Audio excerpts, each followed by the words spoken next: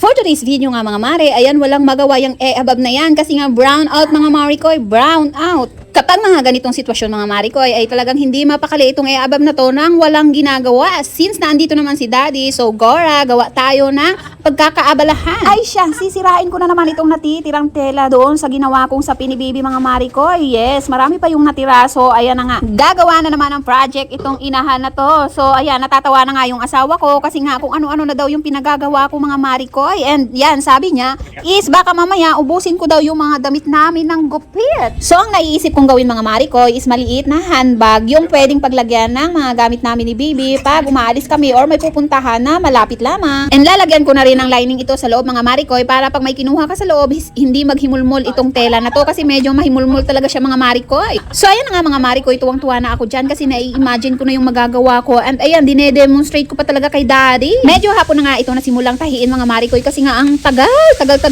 talaga ng brownout dito sa amin mga marikoy kasi nga syempre siguro dahil nga malakas yung ulan is iyon, nagka-brownout ng paulit-ulit. So kung maririnig nyo lang yung aking background music mga marikoy ay si daddy yun nagluluto, nagpiprito. Siya na nga ang nagluto para lang matapos itong pinaggagawa ko mga marikoy kasi nga syempre, hapon na at ayaw kong abutan na naman ako ng brownout. So, ayan na nga mga marikoy, inuna ko ngang tahiin itong pinaka-handle nitong bag na gagawin ko. So, para mamaya is dire-diretso na yung pagtahi ko doon sa body niya. Wala na akong babalikan pang iba. So, eto na nga mga marikoy, tapos ko na ngang tahiin itong dalawa and tapos ko na ring baliktarin kasi nga nahirapan ako masyado doon sa pagbaliktad nito kasi medyo masikip siya. And yan na nga mga marikoy, sisimulan ko na ngang tahiin itong pinaka-body nitong aking mini bag. Eto yung kagandahan pag meron kang pangtahi mga marikoy. Pag may gusto ka, tapos wala ka namang perang pambili, pero kaya mo namang tahiin. So, ayan, maghanap ka lang ng mga reusable na mga materials and yun, pwede mo na siyang gayahin mga marikoy. So, ayan na nga at hindi nga ako nasatisfied sa lapad niya. Masyadong malapad mga marikoy. So, ayan, binawasan ko, ginupitan ko ulit mga marikoy para sumakto doon sa pinakabet ko talagang